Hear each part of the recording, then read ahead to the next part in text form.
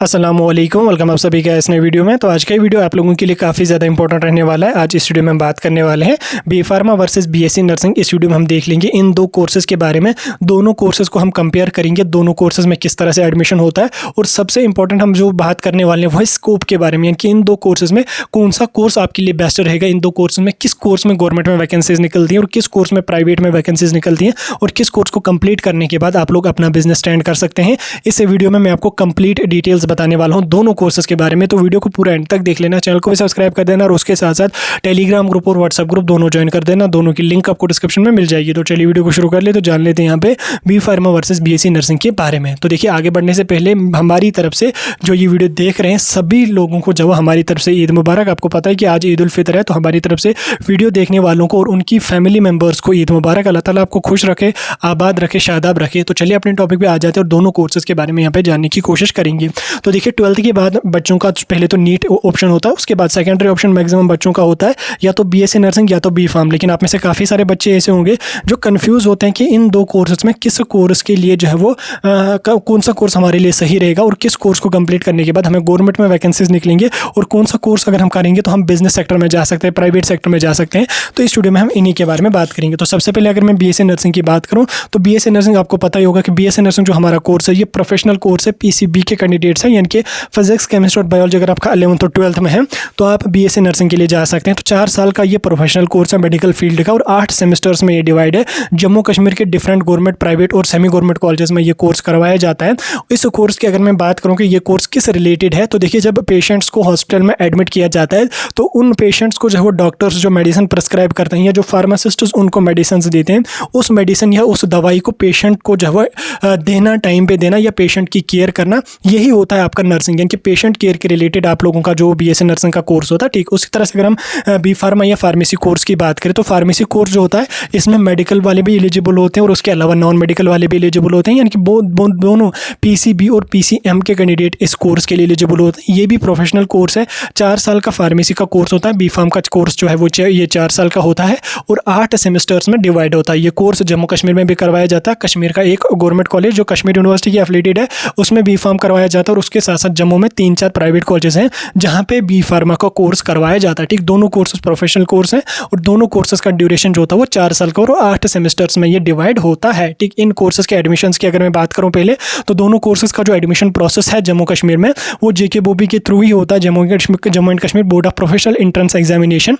तो दोनों कोर्सेज का एडमिशन जेके बोबी के थ्रू ही होता है। दोनों कोर्सेज का एडमिशन करने के लिए आप लोगों को जो है वो जेके बोबी का CET common entrance test qualify करना कंपलसरी होता है, जिसका सिलेबस दोनों का जो है वो नीट का सिलेबस जो है वही सिलेबस इसमें होता है। इसमें बीएससी नर्सिंग के फॉर्म्स आ चुके हैं। परसों आपकी लास्ट डेट रहने वाली है, 13 अप्रैल आपकी लास्ट डेट रहने वाली है, और उसी के अलावा बी फार्मा के जो है वो 12 अप्रैल से यहाँ पे लगने वाले हैं। ठीक, अब इन कोर्सेज की अगर मैं बात करूँ स्कोप के बारे में, तो देखिए, इन कोर्सेज का स्कोप जो होता है, पहले हम गवर्नमेंट सेक्टर की बात करेंगे क्योंकि मैक्सिमम जो कैंडिडेट्स होते हैं वो यही सोचकर कोर्स कर दें कि हमारा कोर्स अगर कंप्लीट हो जाए तो हमें गवर्नमेंट सेक्टर में जॉब मिलनी चाहिए, यानी कि हमें गवर्नमेंट जॉब मिलनी चाहिए। तो गवर्नमेंट जॉब समझने के लिए हमें इन कोर्सेज़ के बारे में समझना चाहिए, जो मैंने आपको पहले ही समझा दिया क्या कोर्स है।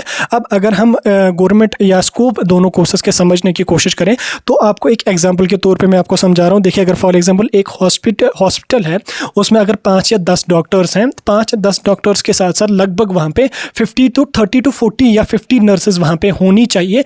चलो हम मान के चलते 50 नहीं, 40 नर्सेज वहाँ पे होनी चाहिए। अगर 10 डॉक्टर्स हैं तो 40 नर्सेज वहाँ पे होनी चाहिए। और उसी के अलावा जहाँ पे 10 डॉक्टर्स हैं, 40-50 नर्सेज हैं, वहीं पे अगर हम बात करेंगे फार्मासिस्ट्स की, तो फार्मासिस्ट वहीं पे हमें 2 से 3 फार्मासिस्ट की ज़रूरत वहाँ पे पड़ती है, क्योंकि फार्मासिस्ट्स का काम होता है हॉस्पिटल में उनको दवाइयों को, मेडिसिन को स्टोर करना, मेडिसिन को जो वो फिर जो हॉस्पिटल की फार्मेसी से है वहाँ पर उनको सेल करना या पेशेंट्स तक उस मेडिसिन को पहुँचाना, जो फ्री सप्लाई होती है उसको वार्ड्स में या जो जिस भी अदर वे से पेशेंट्स तक दवाइयों को पहुंचाना हो, तो जो नर्सेज होते हैं उनको उन दवाइयों को जो वो पेशेंट्स को देना है टाइम पे, और पेशेंट्स की केयर करने की ज़रूरत होती है। अब अगर मैं इन दो कोर्सेज़ की बात करूं, गवर्नमेंट सेक्टर में जो है वो बीएससी नर्सिंग की ही ज़्यादा वैकेंसीज निकलती हैं, और बी फार्मा करने के बाद आपको फार्मेसी सेक्टर में गवर्नमेंट में ज़्यादा वैकेंसीज नहीं निकलती हैं। जम्मू एंड कश्मीर के हिसाब से मैं आपको बता रहा हूँ, क्योंकि अगर हम हॉस्पिटल सेक्टर की बात करें तो जहाँ पे एक हॉस्पिटल में 3 से 4 फार्मासिस्ट की ज़रूरत होती है, वहीं पर उस हॉस्पिटल में जो है वो 30 से 40